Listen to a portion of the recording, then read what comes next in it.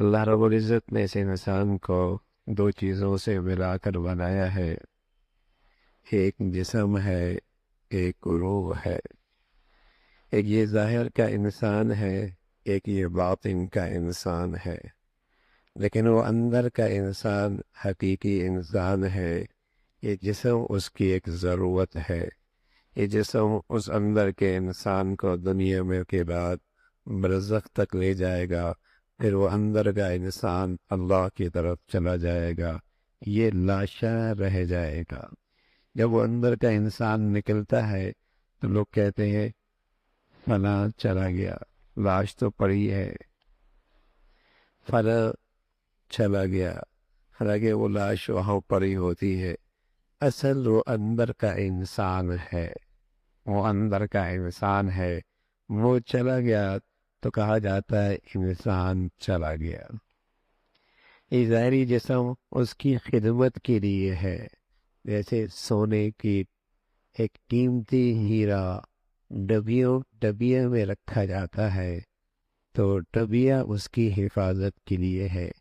اصل وہ اندر کا ہیرا ہے، قیمت اس کی ہے، قیمت اس کی ہے، وہ ڈبیا اس کی حفاظت کے لیے ہے۔ لیکن اگر کوئی نادان اس ہیرے کی فکر نہ کرے اور اس ڈبیا ہی کو سنبھالتا پھرے تو کیا کہیں گے؟ بھیا عقل کوئی نہیں ہے، اس کی عقل کوئی نہیں ہے۔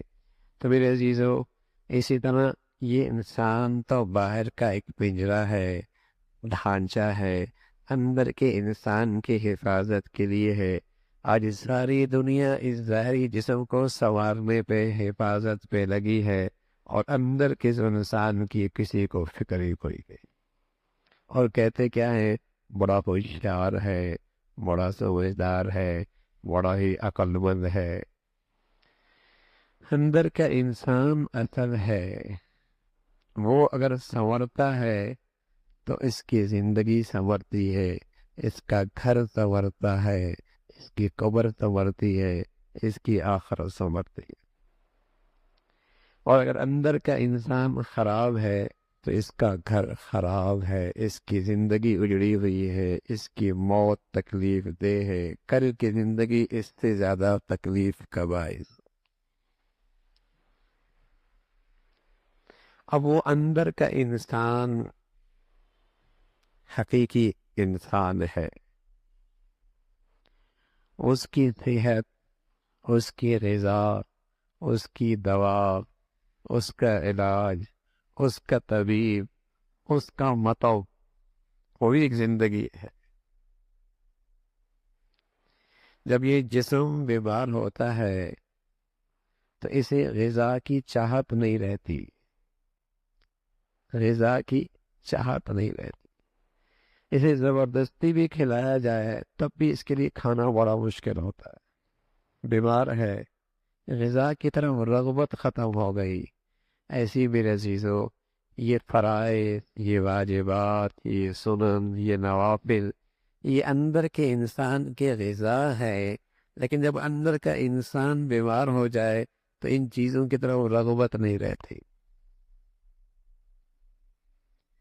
ان چیزوں کی طرف رغبت نہیں رہتی، دلچسپی ختم ہو جاتی ہے، شوق نہیں رہتا۔ صبح آنکھ کھلتی ہے، کھڑا نہیں ہو سکتا، آنکھ کھلتی ہے، کھڑا نہیں ہو سکتا۔ جانتا ہے یہ بڑی قیمتی غذا ہے، لیکن بیمار ہے، ہمت اور حوصلہ ہی نہیں کہ اس کے لیے کھڑا ہو سکے، قدم اٹھا سکے۔ اس کے دسترخوان پہ مزے کے کھانے پڑے ہیں، لیکن جسمانی طور پہ بیمار ہے، رغبت ہی نہیں ہو رہی۔ کہتے ہیں آدھی روٹی کھا لو، چند لقمے ہی کھا لو، چند لقمے ہی کھا لو۔ اسی طرح جب یہ اندر کا انسان بیمار ہوتا ہے تو اس نیکیوں کی، اس غذا کی طرف رغبت ختم ہو جاتی ہے، رغبت نہیں رہتی۔ اور سبحان اللہ، سبحان اللہ، اگر اندر کا انسان صحت مند ہو تو پھر نیکیوں کی طرف ایسی رغبت ہوتی ہے، جب تک غذا نہ کھائے کسی چیز میں مزہ ہی نہیں آتا۔ امام یوسف رحمۃ اللہ علیہ قاضی اور قضات ہے، وقت کے سب سے بڑے جج، ہماری ججوں کی طرح نہیں، قاضی اور قضات سب سے بڑے جج تھے۔ روزانہ 200 رکعت نفل پڑھنے کا بلا ناغہ معمول تھا۔ تمام انتظامی معاملات، تمام انصاف کے تقاضے، تمام اجتماعی ذمہ داریاں اور گھریلو اور نجی زندگی کے تمام حاجات اور ضروریات پورا کرنے کے ساتھ ساتھ روزانہ 200 رکعت نوافل کا اہتمام تھا۔ ہاں، جب اندر کی صحت ہو جائے تو پھر یہ چیزیں زندگی کا ایسا معمول بن جاتی ہیں کہ اس کے بغیر وقت نہیں گزرتا، مزہ نہیں آتا۔